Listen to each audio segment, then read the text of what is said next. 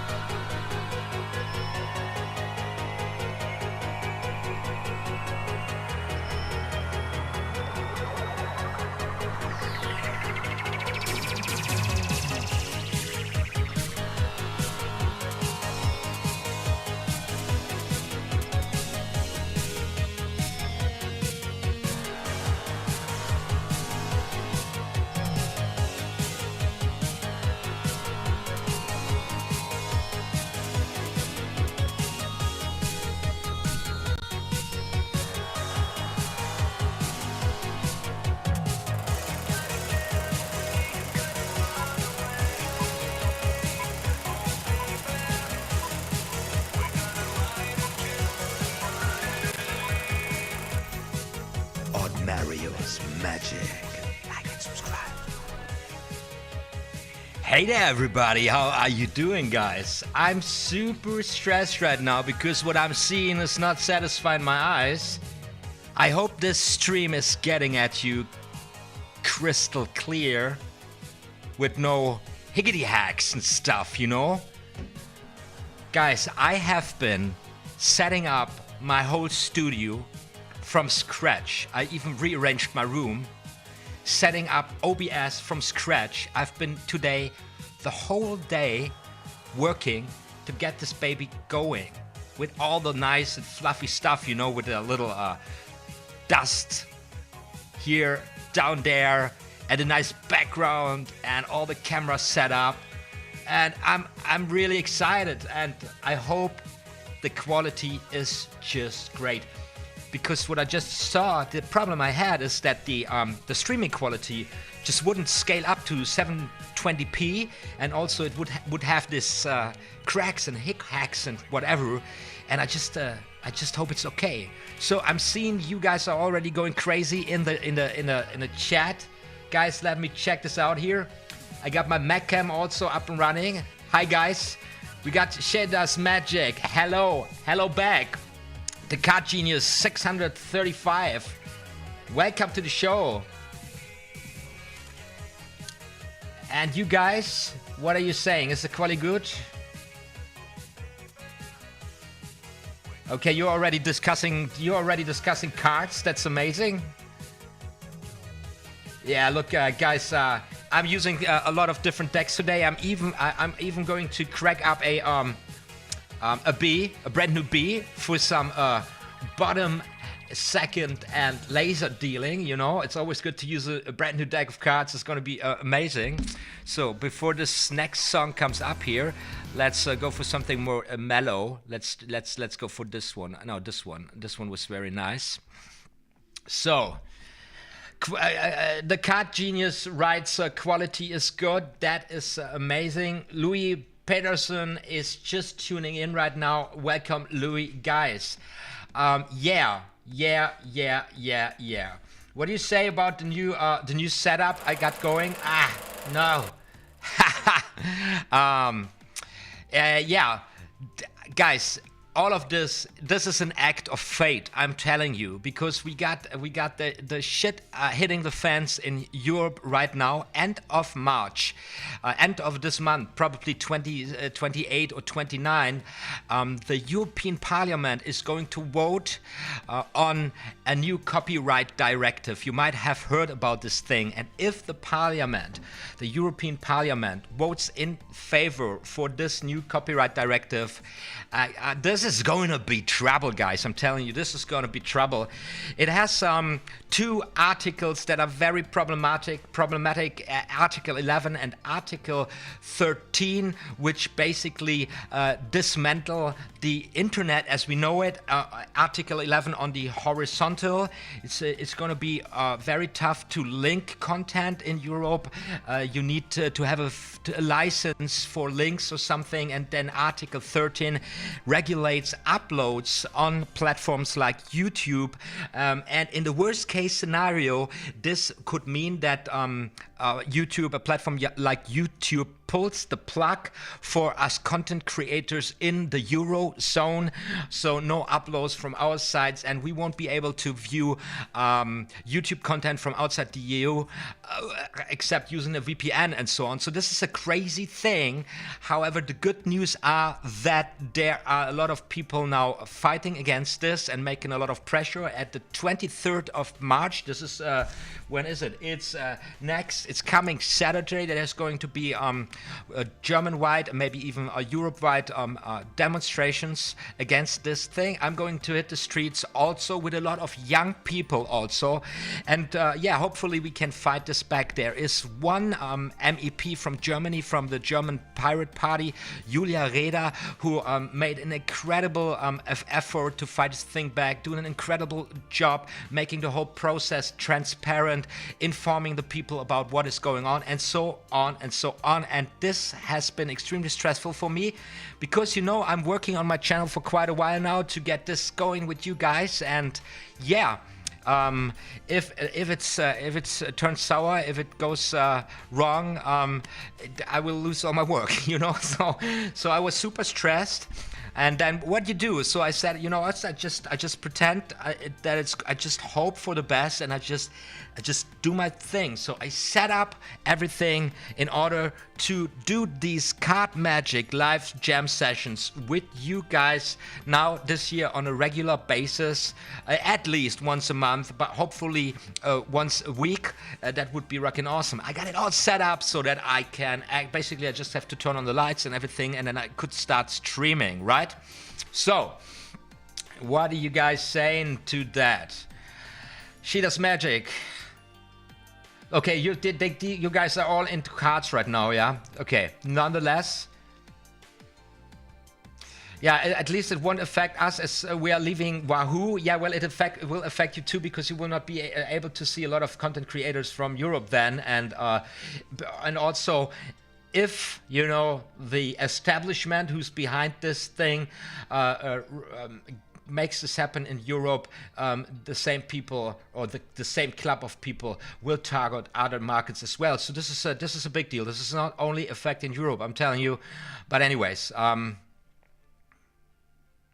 yeah, I don't want to talk about politics so much. It's not really about politics. It's just like politics then actually affecting like small YouTube creators like myself. You know, what are we doing? We're just uploading our videos, our card magic videos. We're doing live streams once in a while, and then all of a sudden a big thing, you know, big politics, you know, really become an issue. Anyway, so I was really stressed, and I said, I don't care. I just set it all up. I just do my thing, and yeah. So let's get into card magic, guys. We have not been doing this for a couple of weeks now, months now, maybe. I don't know.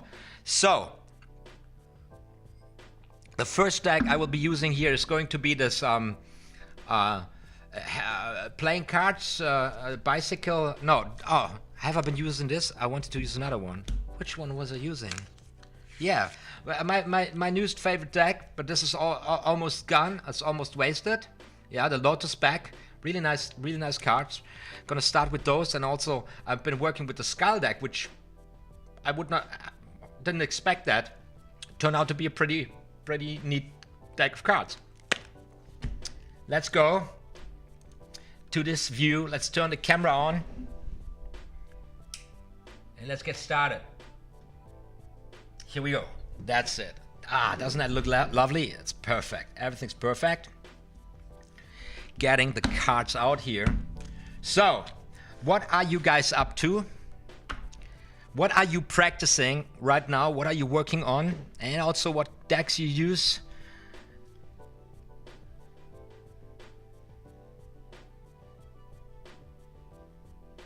Yes, that's right. Them Lotus back were in the giveaway, but it's not the deck that that went out. Yokoman 0581 says hello. Hello Yokoman, how you doing? Just getting started here. Now, practice, practice, practice. Guys, this is a different format here on Card Magic, you know, because there is so much great magic out there. Also so much great card magic, and sometimes this can be a little frustrating, you know, because we are always seeing the end results, the end products, and especially the big shots, you know, the real good players, the real professionals. They are just performing on such a high level these days, and sometimes, you know, when you are sitting in front of your monitor and you're practicing cards and you're watching some magicians, you can get frustrated. You can be like, oh man, I will never get there. This is so insane. And I was thinking, you know, let's make a difference here. Let's be real, let's be honest.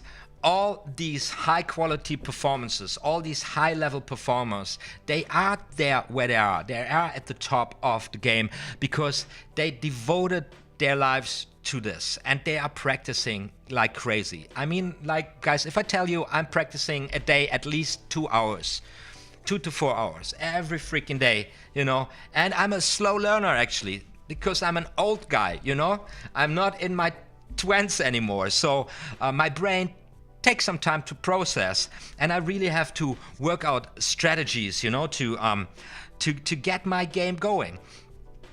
But 2 or 4 hours, like that's not enough for a Shinlin level, for example, or for, you know, a high-profile card magic level. And all these magicians, all these amazing performances, they are based on daily practice over years and a lot of experience. I just want you to know this, guys, and I want you to know that it doesn't matter, you know, that even if you're never gonna be, you know, the next David Copperfield or something, there is something to achieve in magic. It's never too late. And when you focus, if you focus on the basics and if you keep the whole picture in mind and you practice constantly, you will get to decent results. And you know, guys, laymen don't know much about card magic, don't know much about magic, and they do not watch magic all the time. So even with so-called beginner or easy tricks, performed well, performed with your own style, in your own manner, can really entertain the people, can really bring a lot of fun to the people and also to yourself as a performer, a lot of courage and confidence. And you get that, you gain there by practicing daily with a selective set and repertoire, and you build it up step by step. And this is what we're doing here. So get a deck of cards out, and while I'm talking and chatting and I'm going through my routines, you practice as well, right? So false cards are here now. False cards are very, very important next to shuffling techniques and false shuffling techniques. That's one of the first things you should focus on. And of course, in the Royal Road to Card Magic, it's the first thing you learn, right? I know this is a card jam, but I'm practicing coin stuff. Shaders Magic. It really, yeah, I've always got some coins here, close by. Yeah, I'm not a coin guy, but you know, coins go well together with card, and you really can pimp up your card right. Also, working with coins, practicing with coins will give you a different feel because working with coins, you're getting so much faster into this manipulating style, into a wider range, and not just, you know, looking at the table and counting the cards down and stuff. So you really get a feel for angles and for the room you're in and for your whole body movement. It's really good for card magic. Also, practicing coins. No worries about that.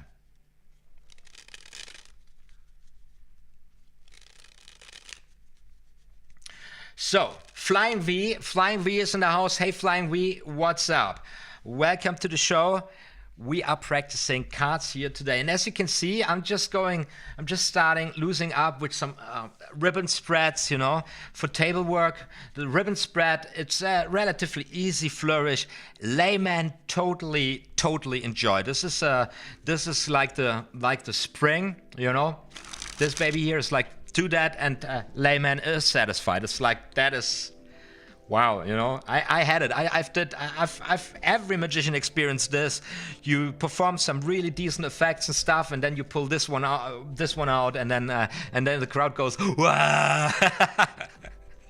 Don't take it personally, yeah. So I need to get a little more music here on my head. It's too. Yeah. So I got currently 14 people viewing. That's amazing. So I'm starting my morning routine always, of course, with an overhand shuffle. And I'm telling you, because I'm doing this standing up. Practicing then with the sitting down, it's really annoying, but because I have my elbows here on the table, yeah, and this can be pretty annoying. But nonetheless, this would be my startup. 2 or 3 or 5 decent and fair overhand shuffles. Then of course a Hindu shuffle, just to get the hands used. And then of course I'm getting already directly into my favorite false cuts, which I use all the time. These babies here, looks good, feels good, and it works perfect. Something like this, getting started. And of course always a nice thumb fan, just like that. And also like the backhand fan very much. This is something also when you're sitting as well as standing, it gets the deck right in a position. Look at this beautiful fan. Look at this. Let me go into another view here. Let me give you guys this close up. Where am I? Here am I. That's right. Okay. 16 guys watching right now. You're all so welcome. It's so amazing that you guys are tuning in. So backhand fan, zap. There you go. It's pretty cool. You know, guys, this absolute beginner trick there in the first chapter of the Royal Road to Card Magic. We got them 4 aces, and we need to have them on top of the deck. We very often need to have the aces on top of the deck, so I'm pulling the aces out. Just want to show you this little convincer here. Something very subtle. Something very subtle. So I've got my aces, I got my deck set up. I bring it out of the box, and then I show my deck. Look, I got a deck of cards, right?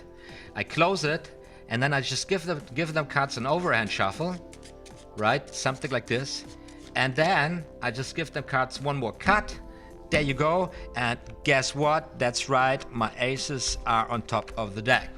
And these are simple things like this you need to focus on, not only at the beginning. This is your foundation. This is your base.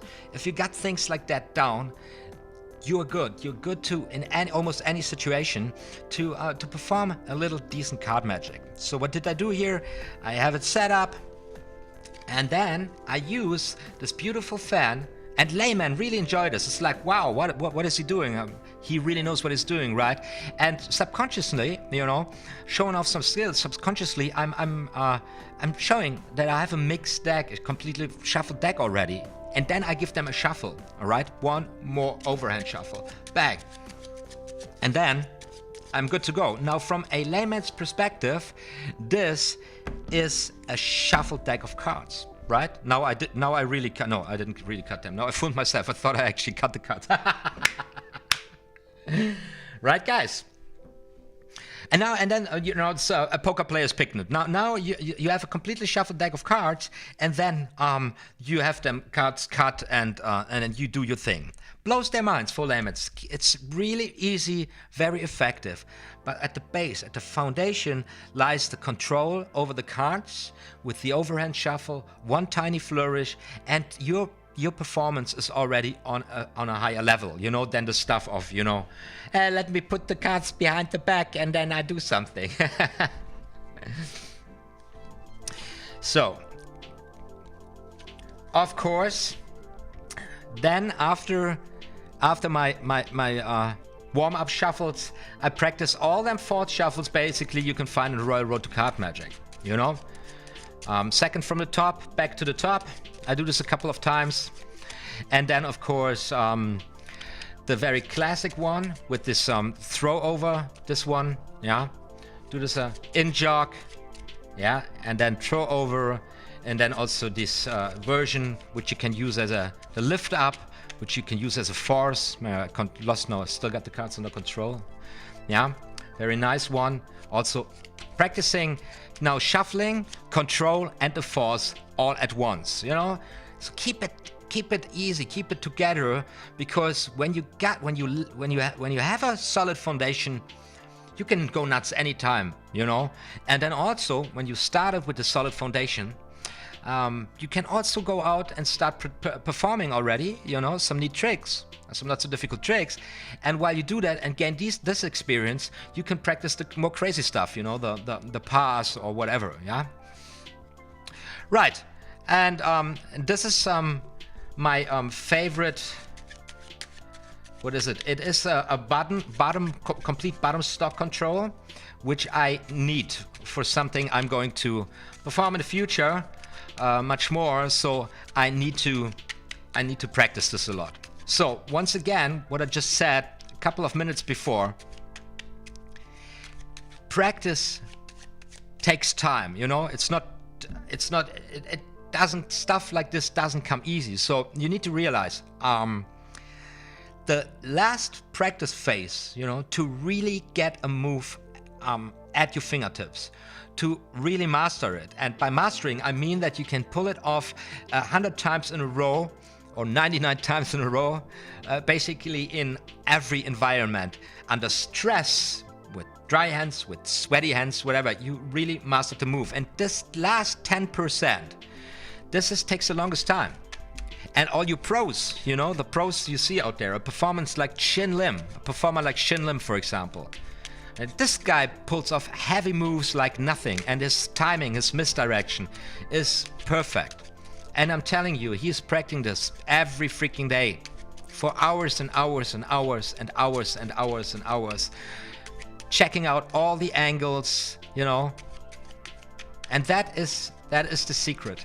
So don't freak out, okay? And don't get stressed out if you have been practicing for 5 months or whatever and the thing is still not working. That's just how it is, okay? And I want to encourage you to keep at it, you know, and I want to motivate you. And that's why I'm doing these live stream jams with you guys. Hopefully you use the time also to practice right now. So this time I lost my stock. It's there in the middle with a 6 in between. Doesn't matter right now. Kabalets writes, I can't even see the controls you're doing. That's the idea, you know. Yes, flying via poker player picnic. That poker player's picnic, that's in the Royal Road to Card Magic in the first chapter, I believe. She does magic. Yes, I've heard about Blackpool, but I have never been there.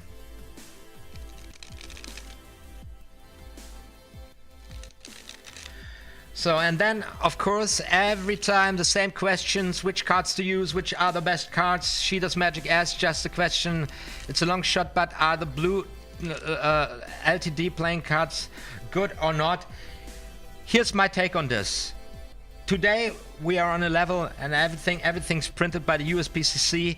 Everything is workable. These are all decent cards. Some of them are not are just having a, you know, a shitty take from the beginning. For example, this one, and when you take them out and you give them a first fan, you realize they're not fanning so well, but you can make them cards work.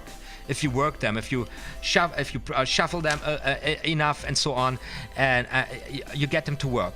There are some cards that come out of the box and they just feel perfect, but in general, the deck, there's no excuse. Of course, if you use a deck longer, they get more sticky. So techniques like the top change, where you you know, where you need to have them cards sliding, a sticky deck makes it more difficult. And then, however, when you do double lifts, for example, a little bit, if the cards are too slidey, too new, this makes it more difficult. So it's a question of what you are doing. I am usually using 3 decks, one brand new, one in the middle, and one really rotten one. You know, one that is really hard to work, so that I'm ready for every situation. Because I like to be in bars, and word is out that I'm good with cards, and so once in a while I don't even have a deck on me, and people say, hey, can you do a trick? And everybody got the deck, and then you get one of these super sticky, old, shitty decks from whatever country you're in right now. And then usually when I get a deck like that, I try to fan it first, and then I realize you cannot fan a deck like this anymore, and then I give it a shuffle, and then I see, and then I make a decision. What can I do with it? And usually you should be able to milk the bottom card with any deck like this. You know, milk the bottom card and bring the second from the bottom to the top, and that's then my impromptu setup. And with that, usually I do a prediction or something.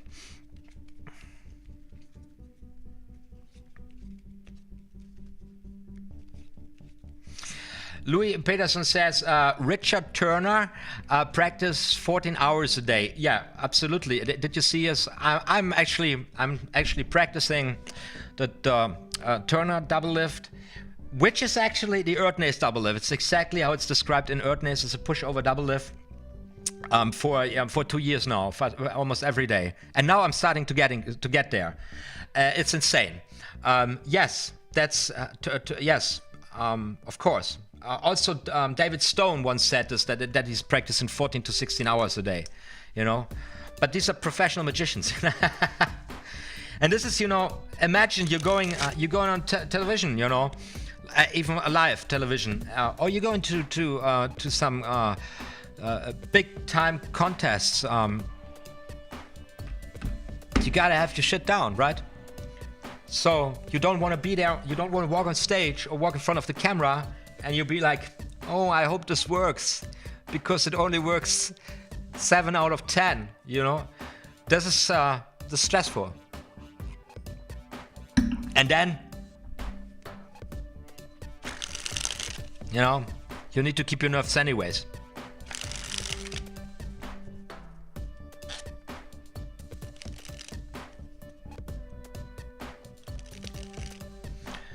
Okay. I like the music I'm hearing. What am I doing now? I'm going now for a little table shuffle here.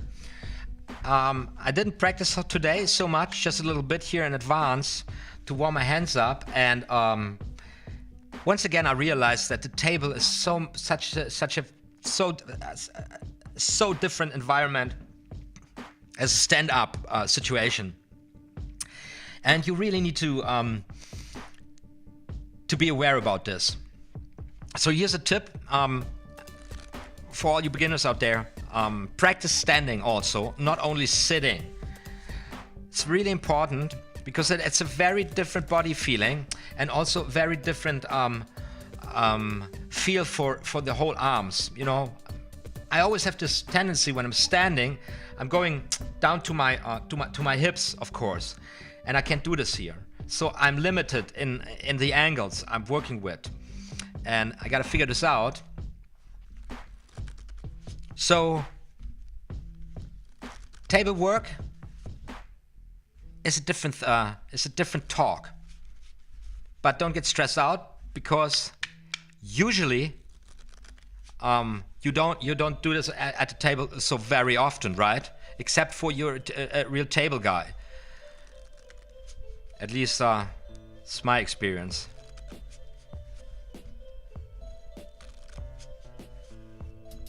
So just these beautiful table riffle And of course, I'm always trying to do this right for my magical needs. Always try to have a little package here down, and then ending with the right package with the last top card.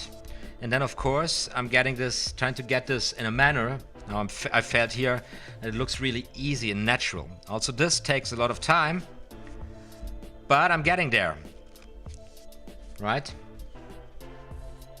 So practice, practice, practice, and that's the goal to success. Guys, by the way, thank you so much for your support. It's so amazing. 4 of you guys already decided to support me on Patreon, and that is rocking awesome. Thank you so much. I've got the links for my Patreon. Yeah, I'm talking about you guys right now. Brian Rappert is one of those awesome guys who supports me on Patreon. Thank you so much, Brian. Welcome to the show. I've got the link in the info cards for my Patreon site. Guys, you can check this out. You can also just follow me there on Patreon just to get an impression on how the platform works. If you make any commitments, it's also okay. And then there is this absolutely amazing Brave browser. It's a new web browser which comes with a built-in ad blocker and spyware and tracker bot blocker. It's super slick, super fast. It's a Chrome experience without getting tracked by Google. It's amazing. Also, you find a link, a download link in the description box. Give it a try. If you use this link and you test this browser for 30 days, I'm getting a little cash as crypto, with a basic attention token. I believe $5 as basic attention tokens, because this web browser also comes with a crypto wallet, and this is a payment system for advertisement and for content creators. It's pretty awesome technology, and yeah, I'm excited about this technology.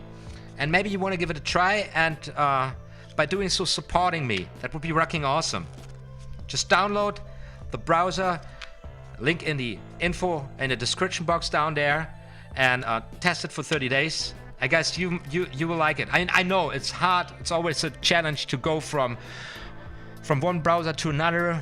But if you're on Chrome, it's not going to be such a big difference. It is faster. It's not 8 times faster, but it's faster and it's super slick, and I really like it. I love it.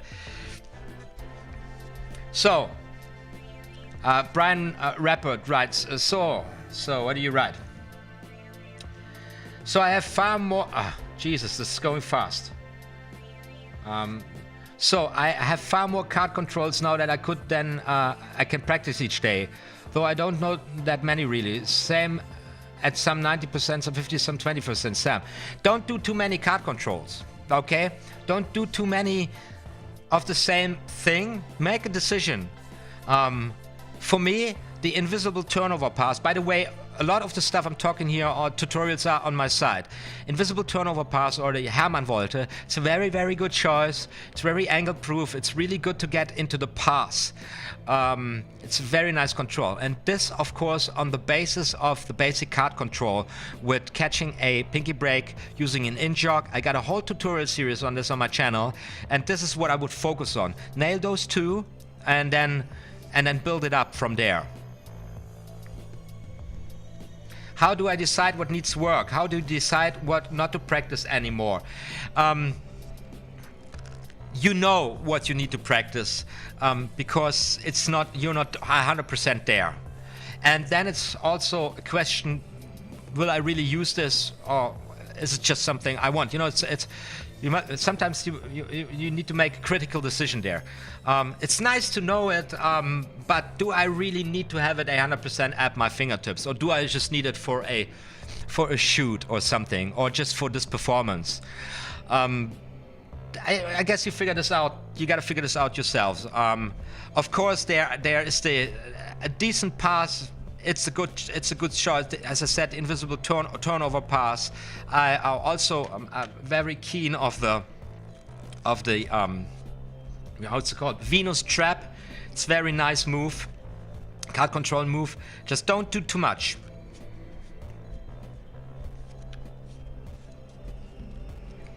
Build your repertoire steady and do not go from one slide or one technique to another. Use them, learn to use them, okay? Make a decision, build a little repertoire with them, or learn to incorporate, inbuild the technique in a certain trick, and then perform it and gain experience with the technique before you move on to something else. Otherwise, you become one of these guys who knows thousands of techniques, some of them really decent, but has no performance experiences, you know. Or there are these trick collectors buying a new trick, buying a new trick, buying a new trick, and you know, the word is out already. We all got too many things in our cupboards, and too many. So focus on what you really want to do.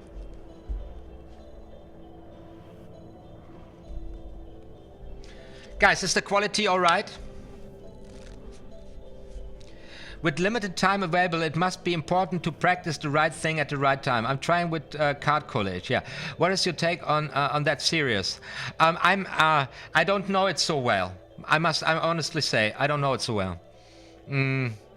Sergei Petrov writes, I'm just starting, so maybe you can help with turn cards trick. First in the Royal Road book. Having hard time on turning deck with one card at the bottom. You mean the reverse. You mean how to reverse a card at the bottom of the deck. There's a tutorial. I got a tutorial on this one on my channel. Don't know where it is right now, but you will find it there. And I have my videos. The titles of my videos are pretty straightforward, so you should find this. It is embedded in a tutorial series on a trick. Which trick is it? Oh yeah, the topsy-turvy cards, stand-up version, because you need to have a card reversed there, and this would be now here a reverse, which of course I wouldn't do with the hands burning. And from this angle, you can see what I'm doing here at the down. But it's usually, you know, you show a deck of cards, and then you turn it around, and then you look up, and then you do this very quickly, and nobody will notice it. For example, there's another cool version which would look something like this, where I come like this, and now I didn't get it. Where I come like this, and then you see me flashing here from this angle to reverse the card. But there is this version in the Royal Road to Card Magic, which is a kind of a workaround, but it's a very useful version. How would you do this then? Now you would turn the cards around like this, and then you would turn the cards around like this, and then you got it. Yeah. Also here I've been flashing, but in this tutorial I've been saying this very delicately, that these are moves that you do in an offbeat, that you do with a little misdirection when you're looking up and the attention of the audience goes up, and then you would do this this turning around motion. This is how you would do this in a yeah. This is the move from the Royal Road to Card Magic.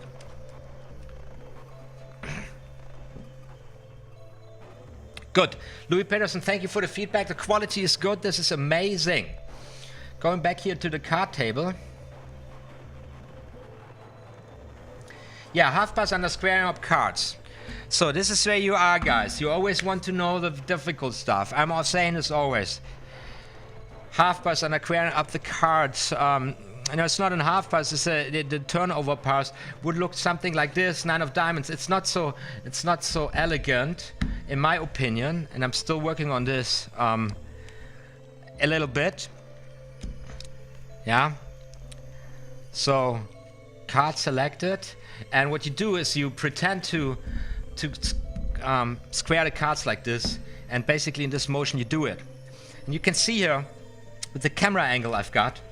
This is flashing a little bit, so I would now need to adjust to this exact camera angle to get this completely, to get this not flashing. Probably I need to go up a little bit, yeah, something like this, and then I would do it.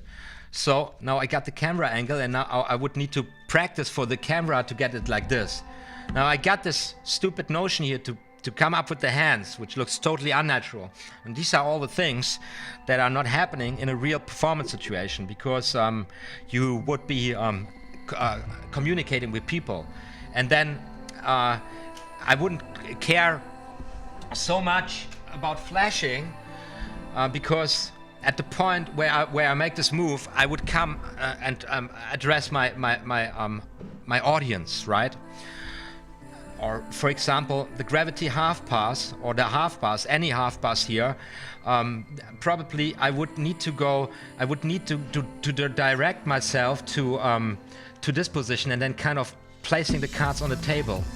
And I would do this in this motion, going to the left and addressing my audience. So everybody's on the table with me would go into this direction, and naturally the deck would move here, and the position, placing the deck on the table is a natural part of the whole motion to cover the whole thing, you know. And then I got this this thing going.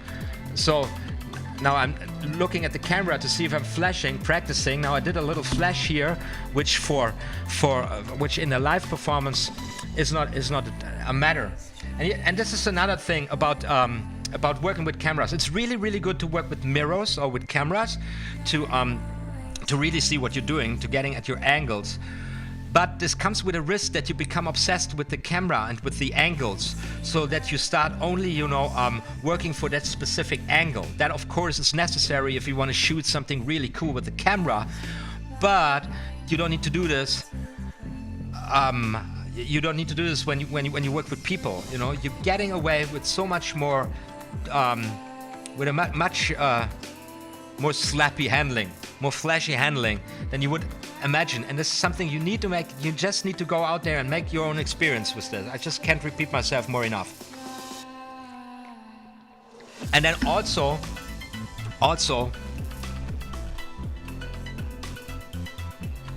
especially at the beginning, or always, when you fail, you know, nobody's gonna die. So don't stress out about it.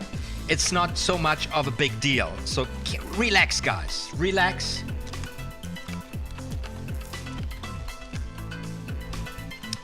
She Does Magic found the worst.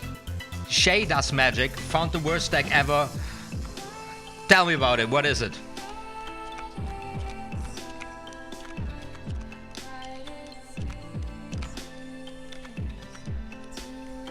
Yes, this is a very good tip by Brian Rappert. I do the turning card, as the reverse of the card for the topsy-turvy at the climax identification reveal of the previous trick. So this is a general secret in Magic to get ahead of your audience. So a clever routine, a clever set of tricks is designed in a way that during the performance you're getting ahead and more ahead of the audience with every step. You're making one step to another, and this is actually the core concept of real misdirection. You know, it's not only look there, a three-headed monkey or something. No, it's like shifting the attention or the belief system or the idea of what's going on, what the audience has in their mind, a little bit, you know, on the wrong track.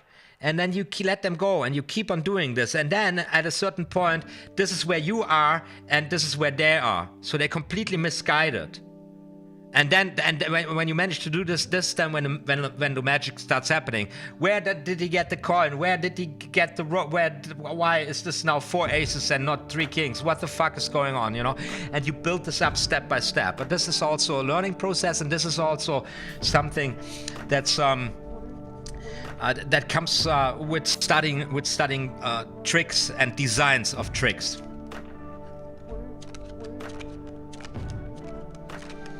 So, just having this tutorial series running on my channel right now.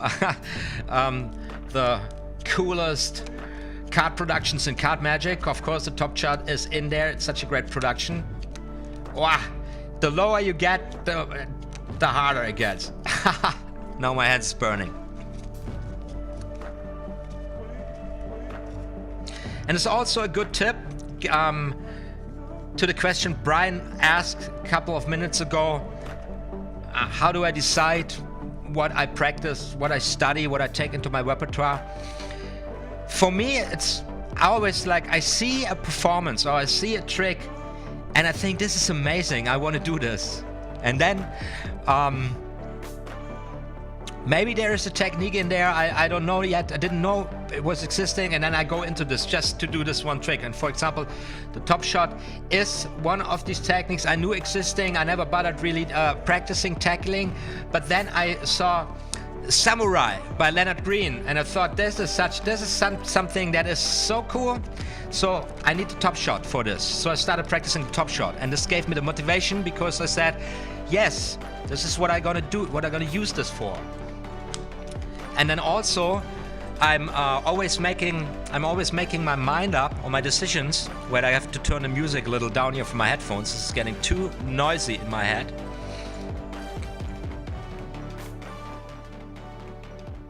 So now I lost my train of thoughts. Alla balla balla balla balla. I'm such a crazy guy. I'm enjoying myself right now, guys. I'm so happy. So many of you guys are tuning in. This is amazing. It was such a pain in the ass to set it all up, and now all you guys are tuning in. 18 people watching right now. Yes, thank you so much. Thank you for your support. So I see a trick I love, and then I check out what do I need in order to do this specific trick. And the top shot for me, it was Leonard Green's Samurai. Absolutely cool thing. And I said, yeah, now I'm gonna learn the top shot because I want to do this. I want to do this trick. And then I'm always looking at, is this something compatible? Is this something I can connect with other things? Can I integrate it? Or is this something that just stands out? Because I'm a close-up and I'm a sleight of hand based guy, so I'm always looking for, my goal is to jazz around with a deck of cards. I don't want to go to a group of people and then have my strict routine. I would just want to go there and go with the flow, and then just what comes up. So I'm always, I always want to, my goal is, this is how I visualized it. I said, I want to perform card magic like Frank Zappa plays guitar. Right? That's the goal. So I'm always looking for something where I say, like, I can use this in many, many different situations. And this is something that is easy to set up or doesn't even require setup. And I can put it in different places. And it's really important to me. So if I find something, a performance or a trick or effect or a certain variation of effect that suits this need, this becomes attractive to me. And then I might have to learn the top shot. I would have never practiced, never wasted my time practicing the top shot if it wasn't for an effect I wanted to create with it or use it for. And otherwise, it doesn't make any sense for me, because what you're gonna do? You're gonna go to your spectators and you go, look, I can do something cool. You know, nobody cares. Actually, nobody cares about juggling with cards.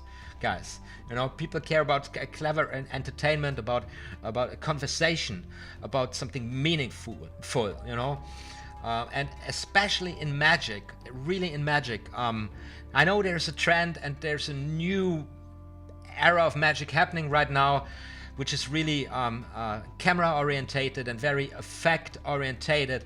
But magic is a classical, educated art form. It is sophisticated. It's not just effect. I'm the big shot. It is a conversation with the audience, and people appreciate quality, niveau in the presentation and in the performance. And so this is a part which is very important. So don't waste your time with stunts, okay? Because you cannot compete with these guys who specialize on stunts anyway. And in the long run, if you focus on magic and what it means to perform magic, you will be better off for your own life or your own career or your own hobby, whatever it is, you know.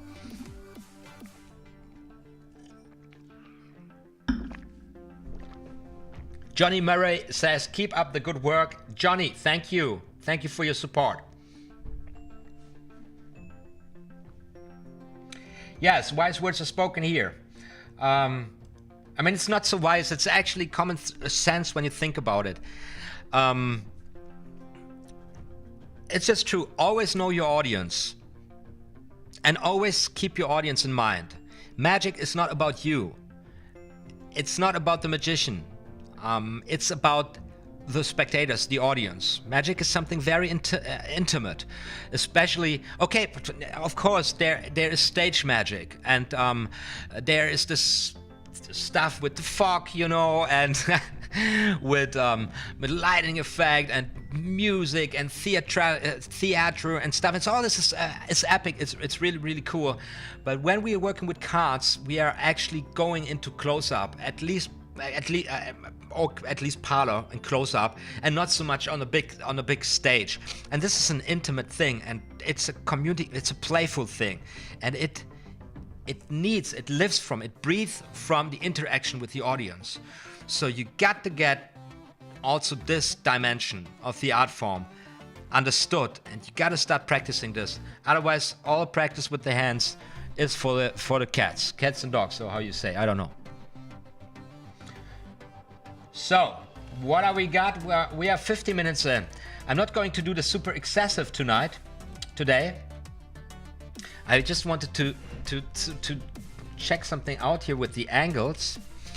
So because I'm just working on a little something like this, and this is the now you saw it flash. This is something I never really focused on.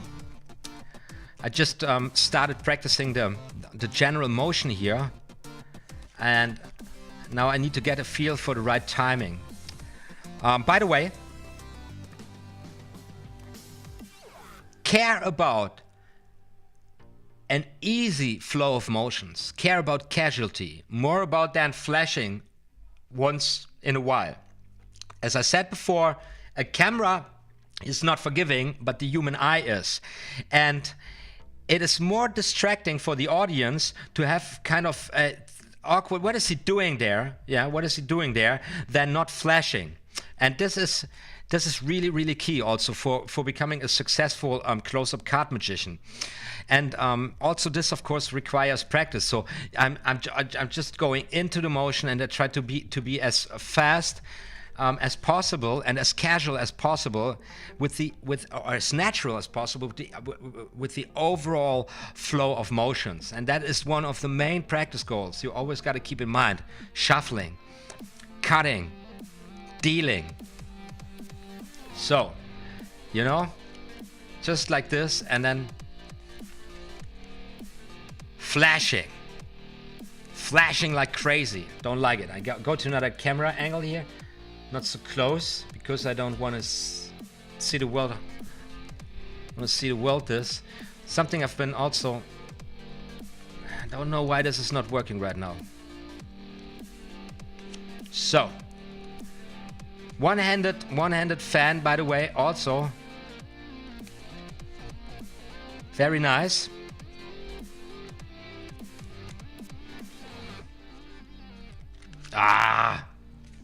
You see what I'm talking about?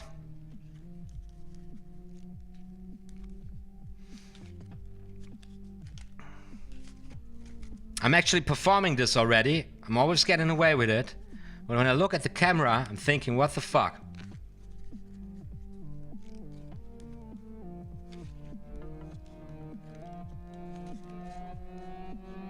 Needs to be fast and casual.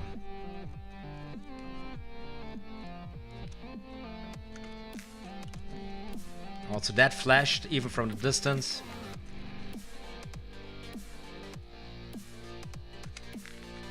Also that.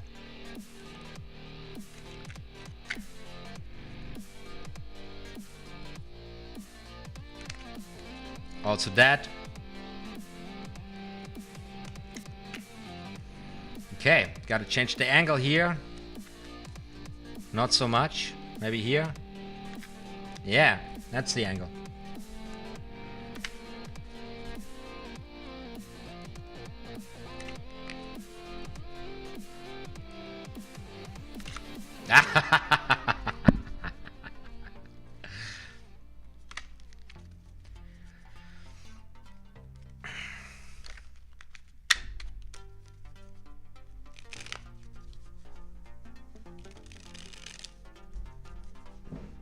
So, and here's another tip. always learn the real deal first. So the swing cut looks something like this. Now let's do the fake one. Get it something like this. And I'm not. It's just now the feeling, the handling, the timing. I'm aiming at. Yeah.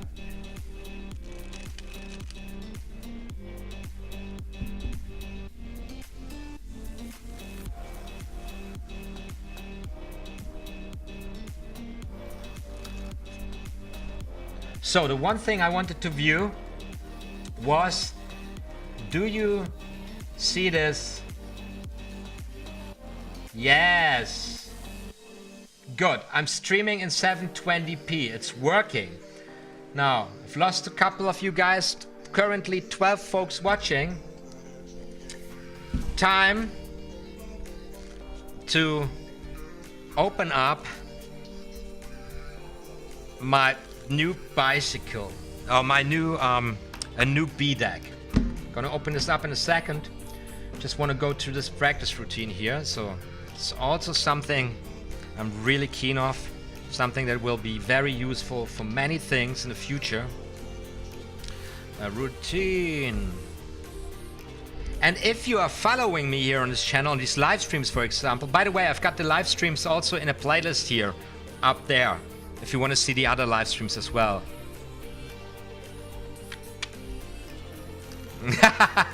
Flying V is practicing the Chalier card and typing with the other hand.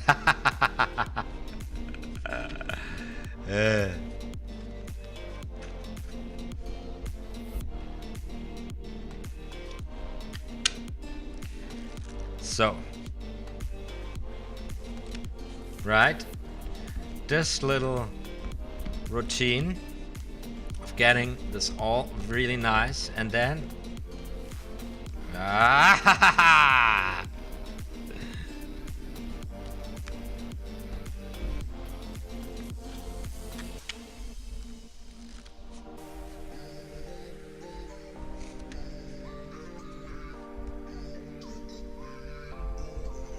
Empty Waste Away says, OB, deck is my favorite deck to use. No borders. Keep me on my toes with flashing. Yeah, of course. Absolutely. But you know, if you practice with a B, and then you do something with borders, you're gonna be so clean, man.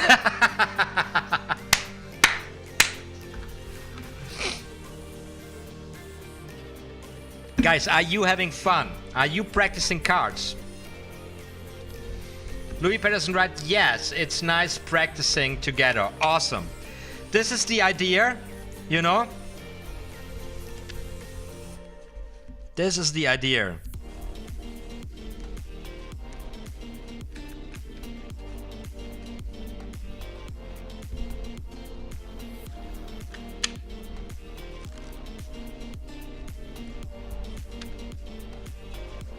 Look at this.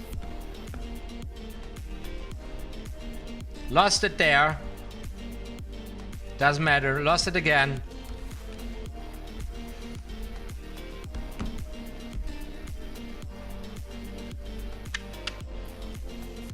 Cards are so amazing. I love cards.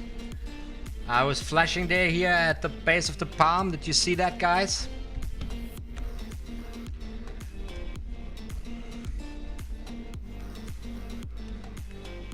Yes. And no.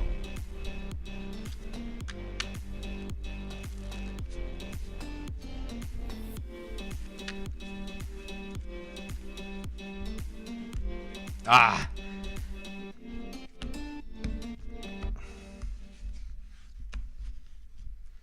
Yeah, and then I'm going to take this setup to shoot the tutorial series here on the table work. It's coming up, so if you're not a subscriber yet, welcome to the show. Love to welcome you as a new subscriber. Double combo subscriber notification bell to get notified for further uploads. Flying V is having fun. We got currently 16 folks watching. It's amazing, guys. We're practicing cards together, and that is super. That is quality time. Being on YouTube, connecting with our magic buddies and practicing cards. That's how it's supposed to be. And guys, let's do this every week. What do you say? Every week? You're tuning in every week? What would be a good date for you guys? Is this a good time here on a Tuesday, or would you rather do it on a Saturday?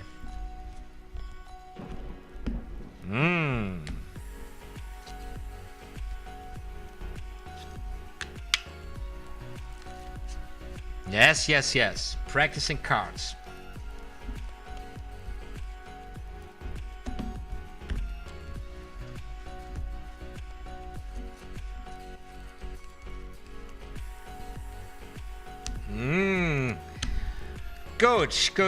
Good.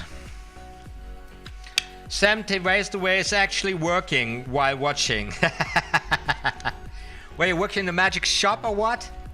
With no customers? Because everybody's buying on Amazon.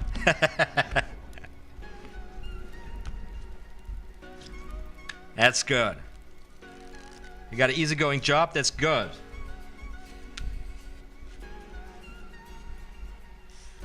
So.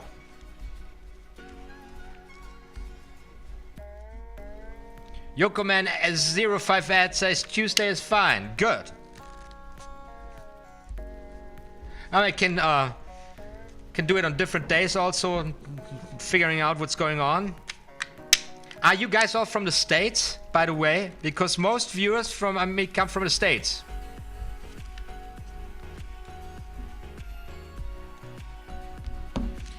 Deck 12-0-50-50-0 says Tuesday is perfect. Yeah, good. Now let's make it Tuesday.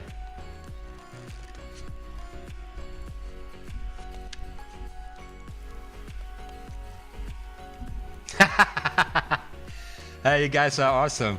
Colin Grosskamp just wrote, I'll watch whatever day you decide to stream. Thumbs up.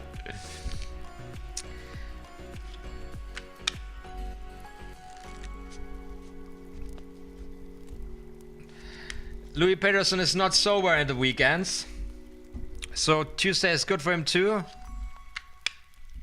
No, it's not only States here. Now you're coming in with your locations. We got 70 Ways away in California. We got Colin Grosskamp from the Netherlands. That's pretty close. And Louis Peterson from Denmark. Cool. Guys, again, it's the whole globe watching, right? So, we got Sergei Petrov from Russia. I would have guessed that.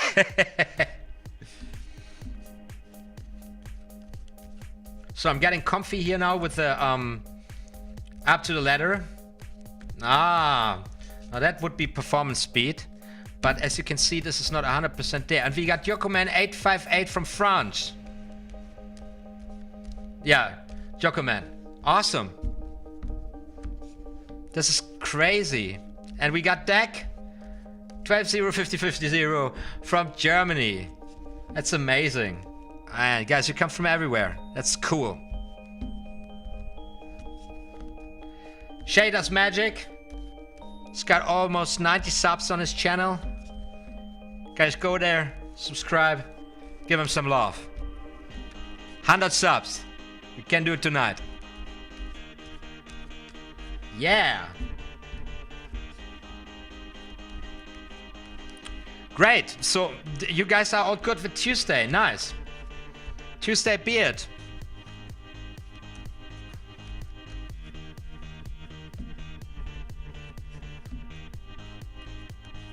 I got some extras coming up in my life. So I don't know when I will be able to shoot the tutorial series here on these, for example, the up to the ladder and all the table work. So maybe live is going to be the only way to stay in contact with you guys right now for the next 2 months or something. So let's do this on Tuesday. Let's make a commitment right now. I try to go online every Tuesday at 8 every week. I try, okay? What do you say about that? Are you excited?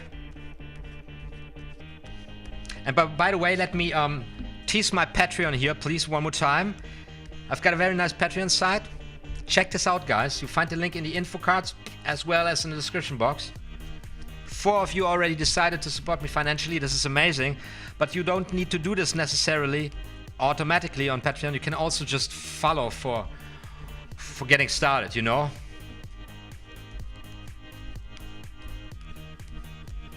Ah, yeah, okay. I'm opening the beast now. I forgot about it because I was just feeling comfy with this deck. Sometimes this happens. So, let's open up the beast. And let's do some dealing here. Let's do some second bottom and laser dealing here. Oh, man. Ah. Let's do a tutorial on how to open. I start from 52 cards, did a tutorial on how to open a deck of cards, didn't he? Is there something going on at 52 cards, or is this dead channel now?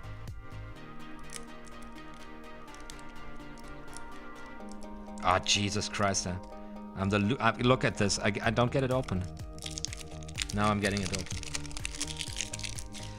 And now it's official. OTHMARIUS Magic. OTHMARIUS can't even open a deck of cards. But that's just YouTube, you know? You don't expect the people to know anything about the things they're teaching, right?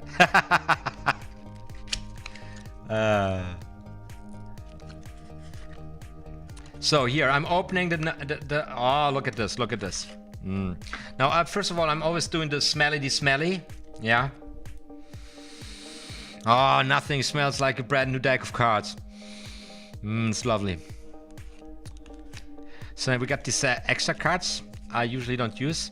Now guys, a new deck of cards, when you see the behavior here, what it's doing, it's all slippery, slippery. It's a little tip.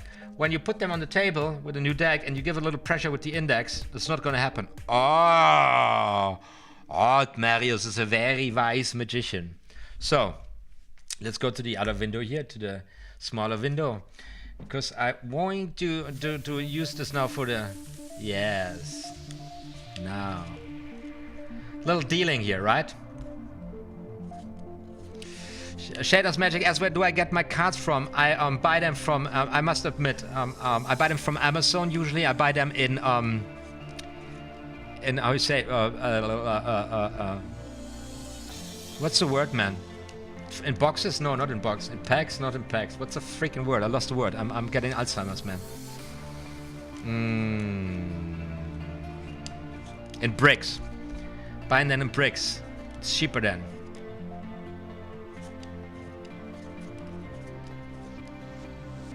Yeah, stealing some cards here. Shaders Magic, wrap the edges on your jeans, it makes them feel better. Nah, that's bullshit. Punks like Chris Ramsey do stuff like that.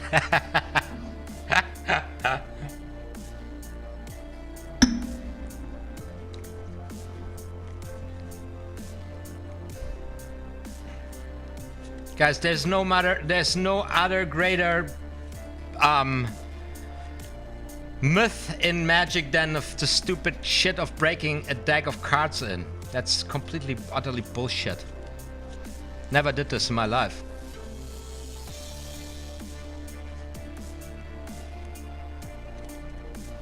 The cards go out and I start doing my thing. You know, because I'm a card shop, you know. I'm a con artist. I'm a gambler. Can go on a table and then they open a new deck of cards and you go like, hey, wait, I gotta break the cards in before I want to cheat.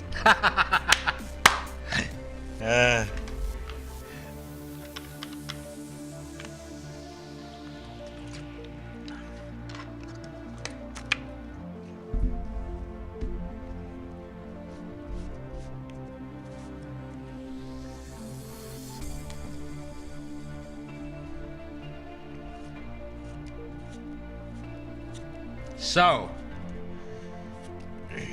dealing some seconds here from the distance, so that you guys are not seeing what I'm doing. Wow, it feels good with a new deck of cards.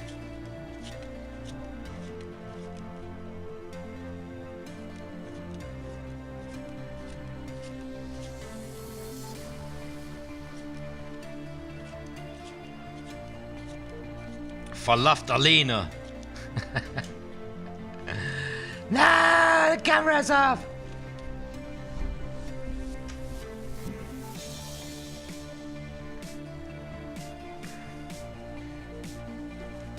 So guys, I gotta make a little smoke break here.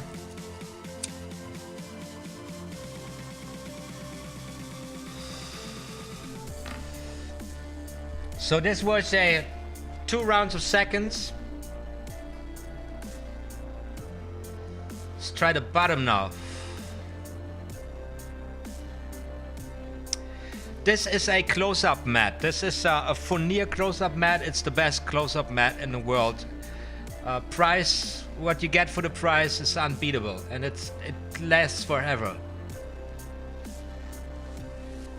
It's a new one. My older one, I had it for 8 years.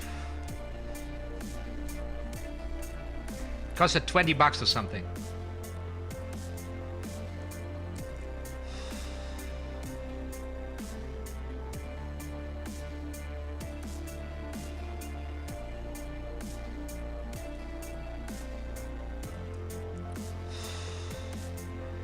So guys, we are in for about 1 hour and 10 minutes. Let's do this for 20 more minutes. 13 people viewing right now. Welcome everybody. I hope you're practicing.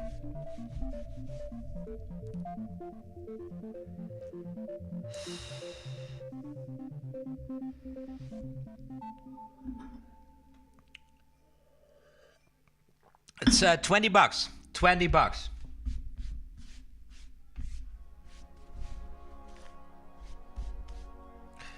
Oh, now we're doing some Leonard Green shuffling. Oh. All the new cards.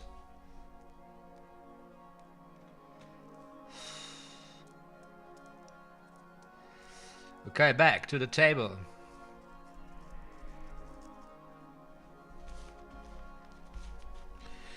Rah, rah.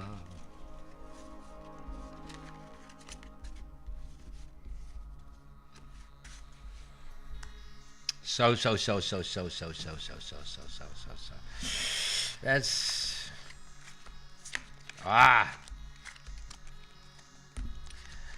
now right now with the bottom deal, I'm stressing myself, stressing my fingers, because this is what I got to do now, like to get the feel right. And with a new deck, it's not that bad.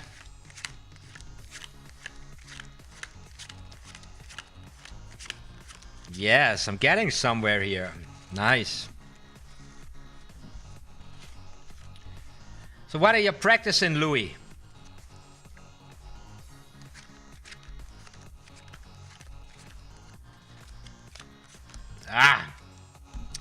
For what I just said before, you can see the difference of my hands when the card comes from the bottom. And it is not under control yet, because this muscle movement is not really there. By the way, I designed myself a technique to pushing the card just with the second and fourth fingers. And now slowly, after a long time of practice, I'm getting somewhere. But as I said before, like for everything, but especially for dealing, the whole motion needs to be completely fluent, with no breaks in between. And the hand must be very, very natural and very loose.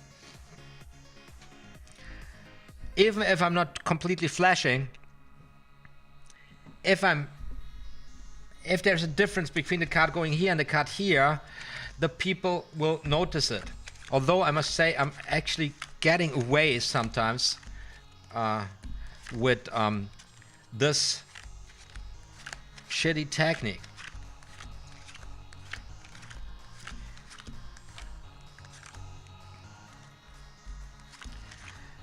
Vernon top change.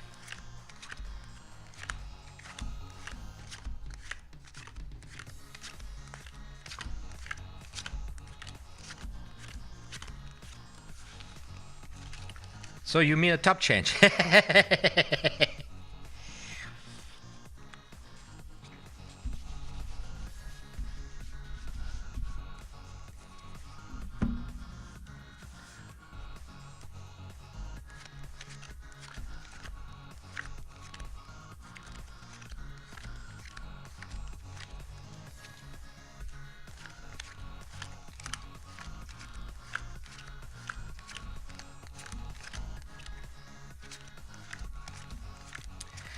No, not for now. I'm not using the second leaf for any routines, not for now. There is this easier version than the one I'm practicing. And I said to myself, nah, I don't bother. I just want to have it perfect. Just this is my own private challenge with me, you know. And then maybe one day, but I won't tell anybody about it when I use it, you know.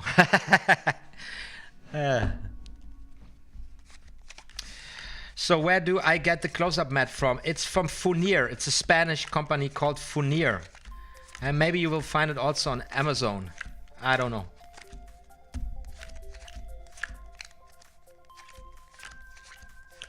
Nairo Smith practiced so hard it wasn't able to say anything yet. It's good. That's good. It's good. Let me do the talking, you know. But hi. Awesome you're tuning in.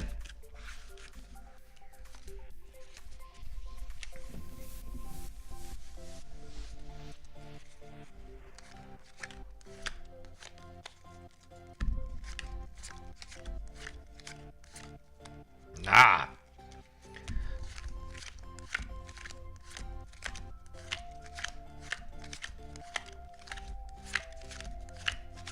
And guys, I'm making this transparent here. I want you guys to see this, you know, because you always see the end, the production, the cool video, the cool tutorial, and this can be frustrating, that this can be depressing. And I just want to see it is a lot of practice, and you're not the only guys. And trust me, the guys who are the big shots, they're practicing 8 hours, 12 hours, 14 hours a day, and that's what they decided to do, and it's their devotion, that's their call, that's what they do. You know, otherwise you can't do it. It's like music, you know, all these virtuosos on an instrument, and they're only telling the same story. It started very early, doing it every day, ever since, you know. And with magic, it's the same.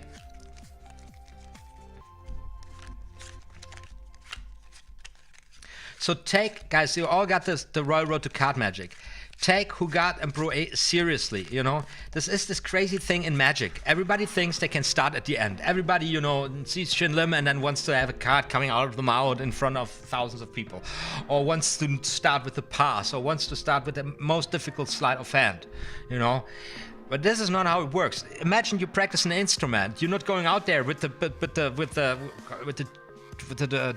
jazz pros and then you just start jamming. No, first you learn harmony, scales, and then you're sitting there. Here are the chords: D minor, G major, and thram, and you learn your first song, and so on. And you gotta practice, and eventually you be okay, you know. And in magic, it's the same. So don't. I don't know why people think they can start at the end in magic. But it's like this sometimes.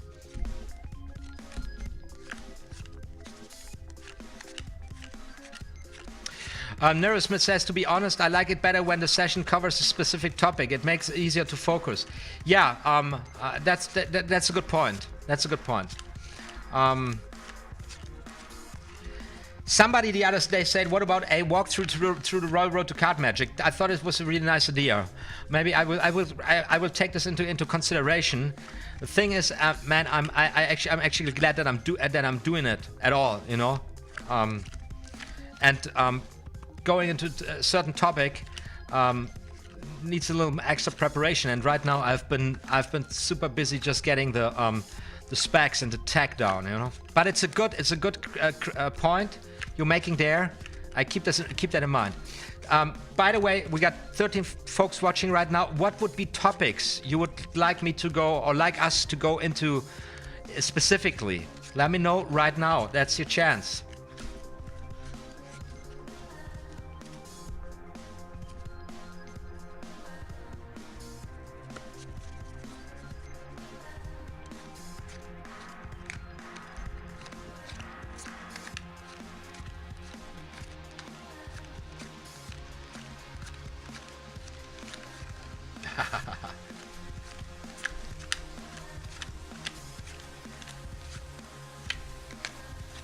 So I need to go, and then I just need to go fingers. So the thumb comes first, and then the fingers.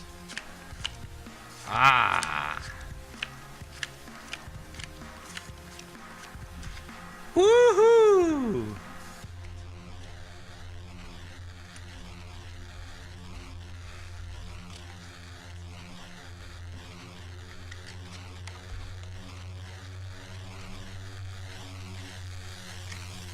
Setting up routines.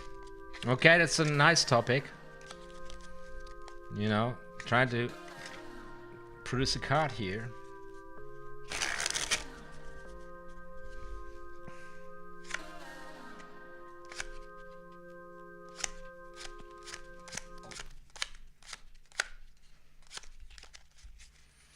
So, ha ha ha! Come on. Ah.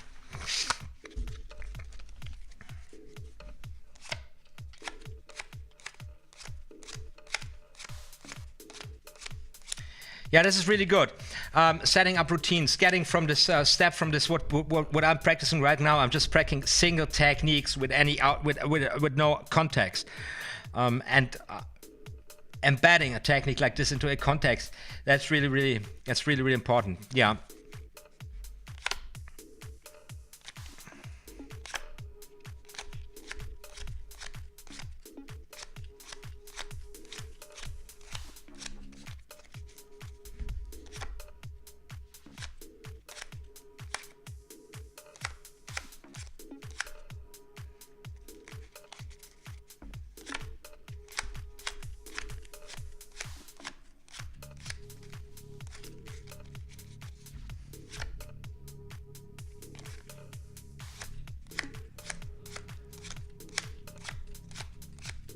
Yeah, dealing the cards. Nice. To the table. Dealing the cards to the table. It's this thing I've always wanted to do, you know. Setting up an invisible deck.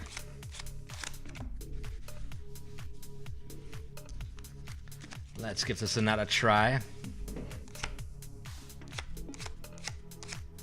So we're basically here. And then the cards are on the table. You can just didn't see them. There they go. So like this. Very nice. Very nice. Yeah. Ah, brand new bicycle B deck. Nice.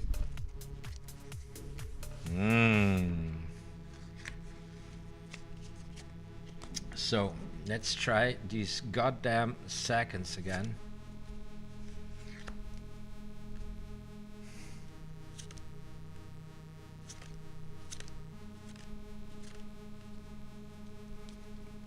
I had that much better in the beginning. It is... So I just want to see this coming up and down.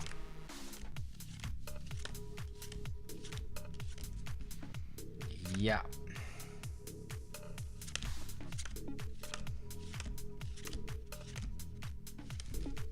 By the way, this is my next level shit you see me practicing here right now, you know. In the future, in the next year, this year, next year, I will start embedding these techniques into little routines and performances. And while I'm doing this, this topic of, you know, building up a routine or coming up with ideas becomes then also relevant. And I'm definitely going to share some of the stuff that comes across in the process with you guys, definitely.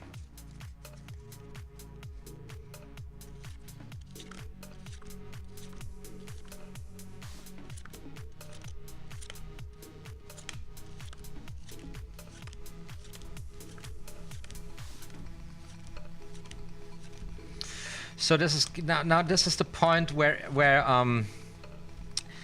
for me the 90% start with this here. Now I'm just starting with the 90% for the longest time. Now it's getting this so straight that I can do this diagonal without any breaks, like, and so that you really can here, you know, here you still see it because there I don't have the the control yet really over the left thumb. And this is the 90%, you know. For me, it's going to be probably at least 6 months until this gets usable. Trick decks. Nairo Smith asked me, what do I think about trick decks? I got one last week and I always start with it as it helps me with my nerves. After that, I can switch to a regular one without being nervous anymore. If that helps, that's a good strategy. The thing about trick decks is that although you're using a trick, because you're using a trick deck, your handling needs to be pretty needs to be okay. Because if you have a complete shitty handling and then you make something impossible, people will directly assume that that's because of the deck, and they're gonna say, "Can I see the deck?" And you're gonna say, "No, it's my. You cannot touch it because you have hairprints on your fingers, or whatever, you know." And but it's okay to use the deck to get used with the trick deck, because if you turn it around then, and then it's your handling is decent, you can do the normal deck, something sleight of hand based, and then something self-working. It's pretty nice, and then you smuggle in a gimmick or gaff card or use trick deck, and people will not think about it's being a deck, and then you can pimp your reputation, you know. Then it's going to be like, and this is a secret that all the pros do, you know, where you know, like, hey, they really know what they're doing with their hands, and then there's a double back in play, and you never thought about it, and it's like, how the fuck did you do that? What is the slide I don't know about? It's not a slide, it's a gimmick.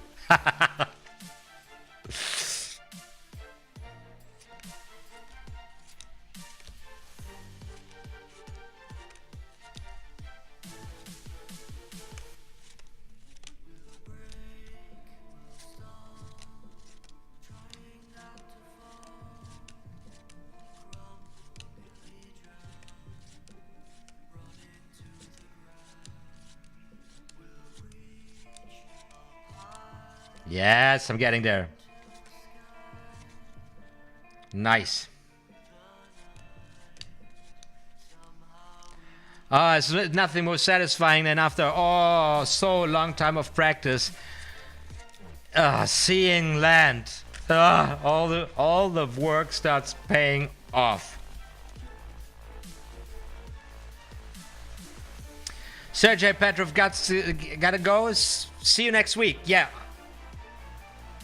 If it's happening, but I hope so much. If you're not subscribed yet, make sure to hit the double comment, subscribe and notification bell so that you get notified. Thank you for your support. Rock on, you are awesome.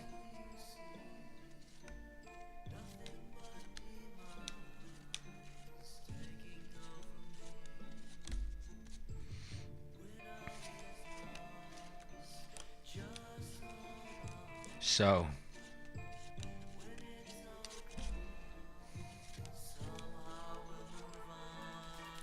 and the setup works for you guys, yeah, with the cards. It's okay quality, yeah, because actually I'm at the point where I say I can't really make this any better, like tech-wise, except I need to buy another camera, which I just can't afford right now. Don't want to do, because this is a Logitech 922C or something, and of course, this cannot compete with a real camera. Louis asks how many hours of practice. I said this before.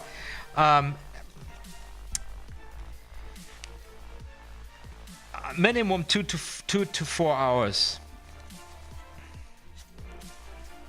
And sometimes, because I'm a busy man, I have a lot of other projects going on in my life.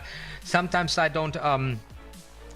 I don't practice at all. That happens, but this is really annoying me, and I'm always having a deck of cards on me, and I'm practicing when I'm talking with people, and sometimes when I have breaks from my other work. So I try to get as much practice time into my day. But the most effective practice time is, of course, the time where you're focused doing this, and yeah, I'm trying to get at least 1 or 2 hours a day of this practice time, and then additional time, you know. But sometimes when I'm free. So for example, today I had a free day, so I had to set up OBS and all of this, and this took me basically all day. If it wasn't for this, I would have been practicing all day, sitting here all day, doubles. And for me, this is not a pain in the ass. It's nothing I have to push myself for. If I get a deck of cards out and I start practicing, time just flies, man. 2 hours is nothing for me. I start and then it's 2 hours later. Empty, wastes away. See you next time. Gotta go for now. Thank you for today. You're very welcome. Thank you for tuning in. Thumbs up. You're rocking awesome. Take care. Keep on practicing. See you soon. Good. And by the way, I've got also a link in the description box because this is all, and in the info cards also, because we have been listening to a pretty awesome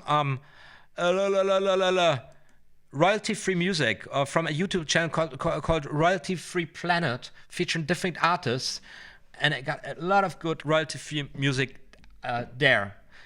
And I'm happy I found this because I was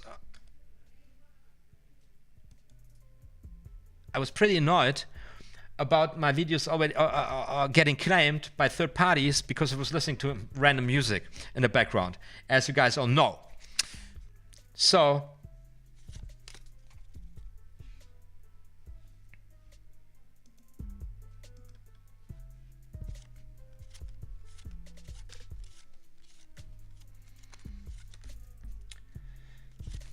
we got we're doing this now for 1 hour and 30 minutes. And yeah, I keep on rolling here a little bit further with my cards because I'm practicing here. Why shouldn't I do this? Instead turning on and then keep on practicing anyways.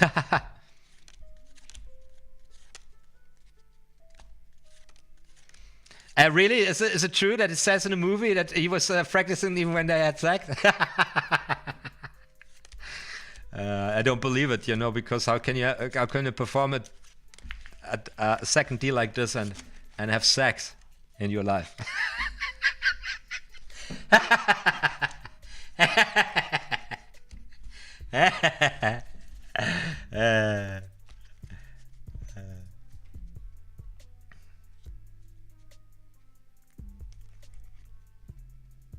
I have to watch this movie. I haven't watched it yet.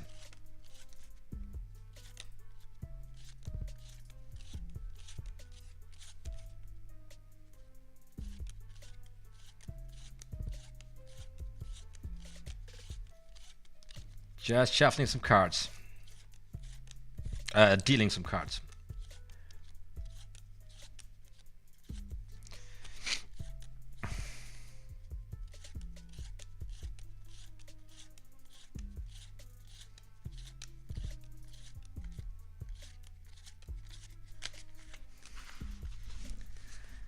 Oh man, I just don't want to get deeper into this. It's kind of, I don't know.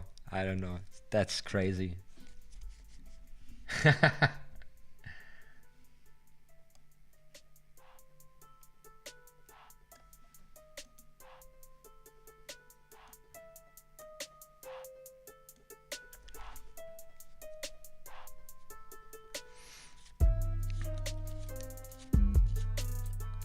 So I'm stuck here with my seconds.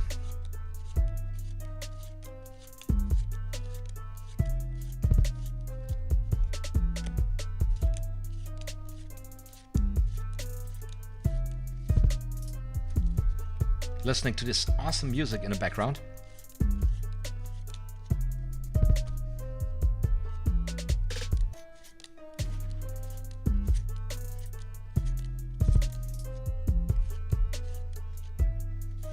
I hope this copyright directive does not pass Parliament. Oh my god. Nairosmith needs to leave now. This was indeed quality time. Awesome. I now have here, they tell me I have bad streaming quality. So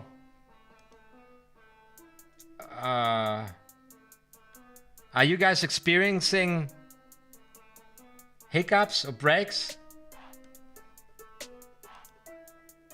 Yeah. Bad streaming quality should change, because now everything looks fine again. We made it through the day without crashing. This is also really nice.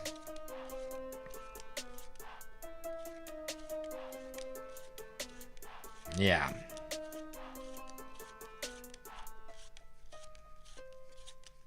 It was a really good idea to open this new deck of cards. Really, really nice.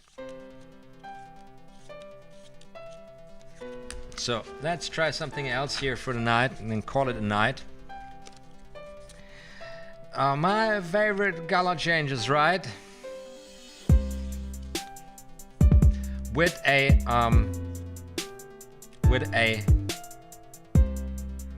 yeah, that's annoying, man. What can I do? It's lagging. But the stream might keep, I can't change anything here. Can't do it, make it better. I don't know why it is. It's getting better. Right?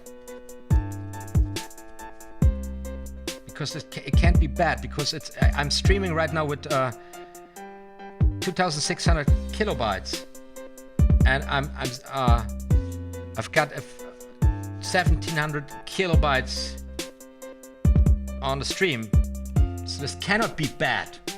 What is going on? Yeah.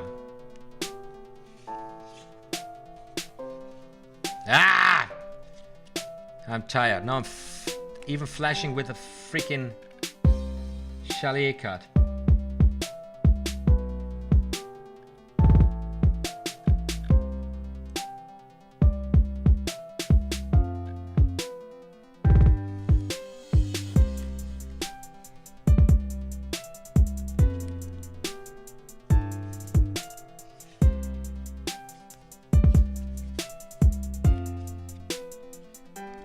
Totally flashed.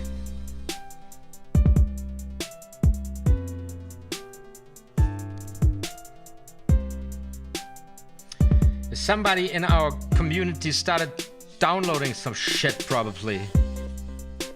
Some illegal videos.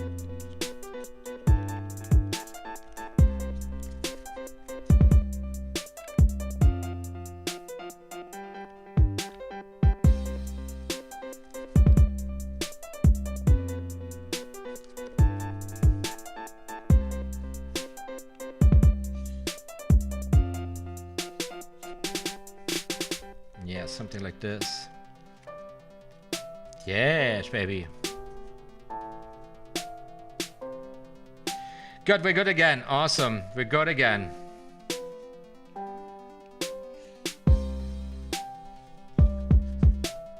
No, I didn't look at the camera, and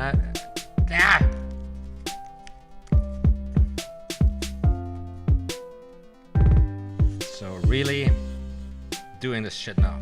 One, then here, like this, there.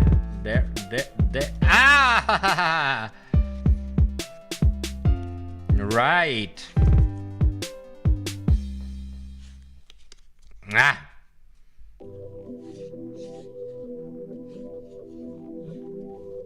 Boom.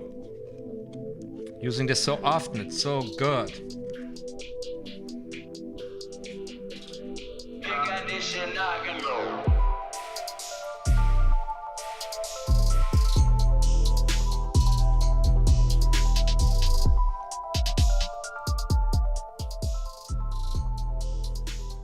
Sorry guys, the music was super loud right now. Yeah.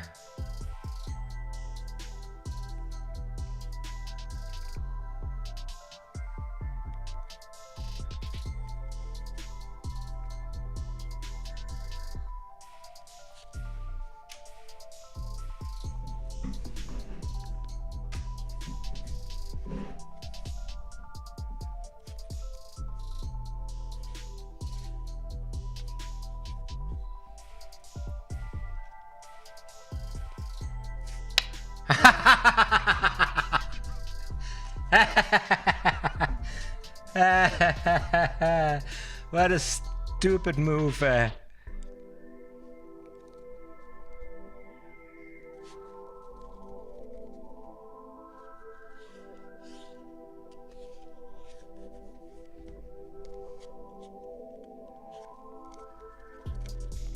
Wow, this is a very nice tune in the background. It's pretty cool. Got him.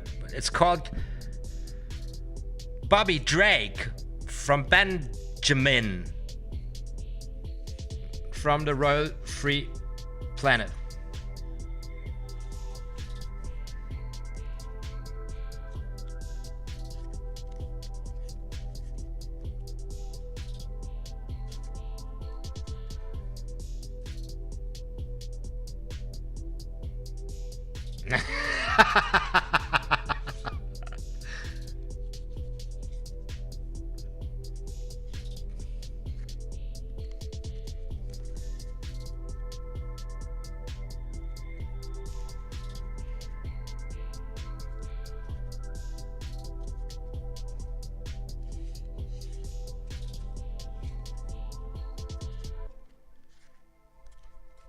Yeah, now add the other one to it.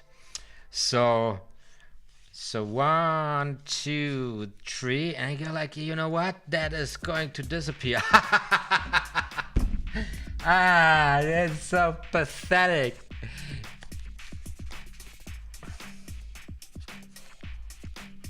Once again.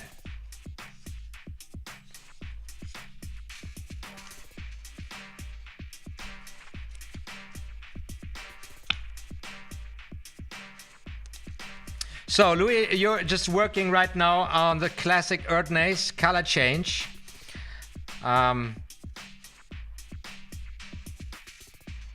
Yeah, it is one of the challenges there to get the card with the palm. It's just practice. You will get there. Ah, I lost the card.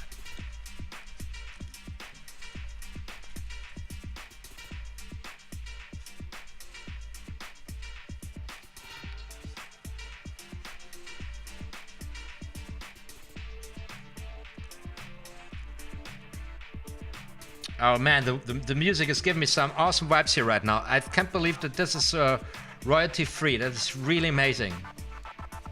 Woohoo! Ah!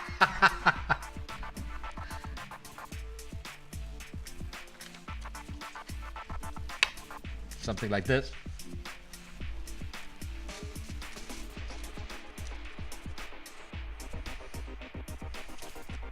Ah yeah, okay. Another one that gives me a hard time.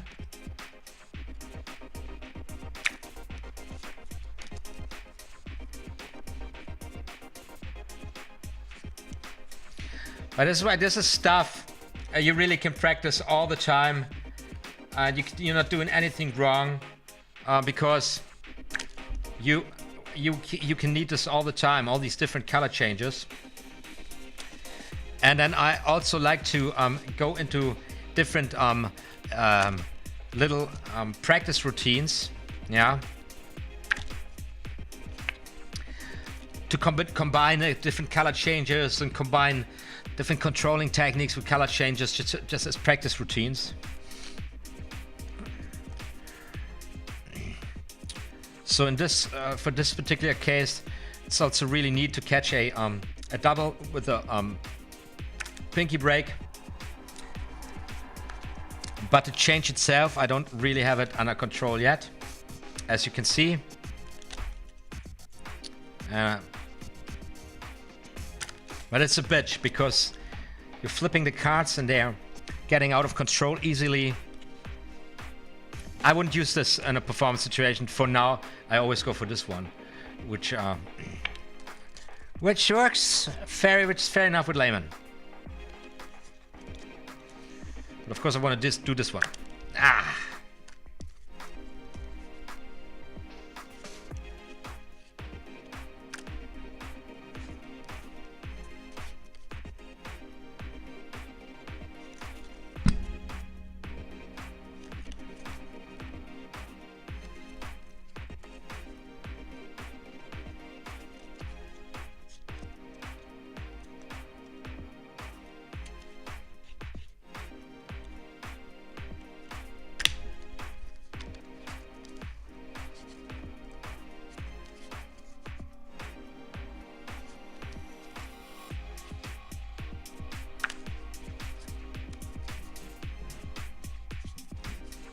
So we are all practicing color changes now. We're the color changing gang.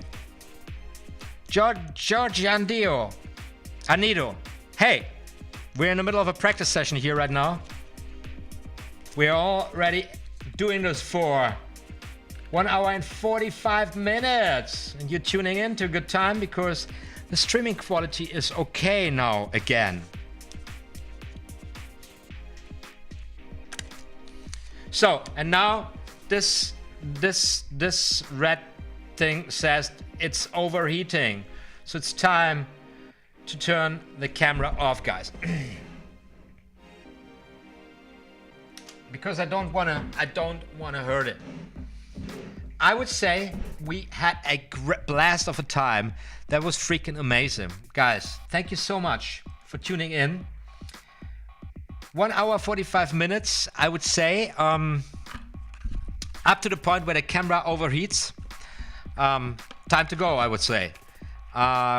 So here's the thing. I tried to go online with this live stream. Same thing. Maybe I think about a theme or a topic. Next Tuesday, same time, hopefully. Until then, have a awesome weekend. Keep on practicing and always have a deck of cards on you. And if you get the chance, do a little performance here and there. You know, give it a try. It's not so hard to do. Don't freak out. Don't be nervous. It's a lot of fun. And you guys can now support me also on Patreon if you like. The link is in the info cards as well as in the description box. Just go by, check it out, what you find. Maybe you like what you see and maybe you decide to support me also financially.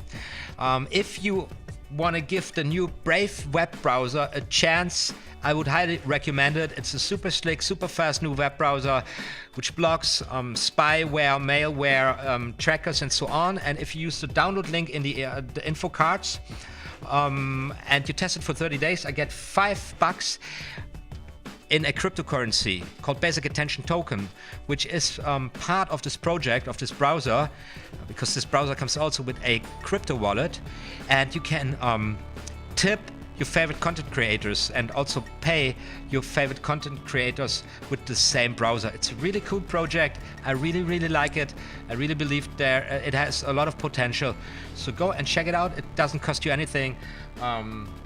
Giving it a try. It's a really good, super slick, super fast browser. My name is OTHMARIUS, and this is just what I do. I hope you enjoyed the ride. If so, smash that like button, and also feel free to share this live stream with your buddies on your favorite social media. I'm done. I'm good for now. You be sure more magical stuff is going to be uploaded very soon. See you around. OTHMARIUS Magic. Like and subscribe.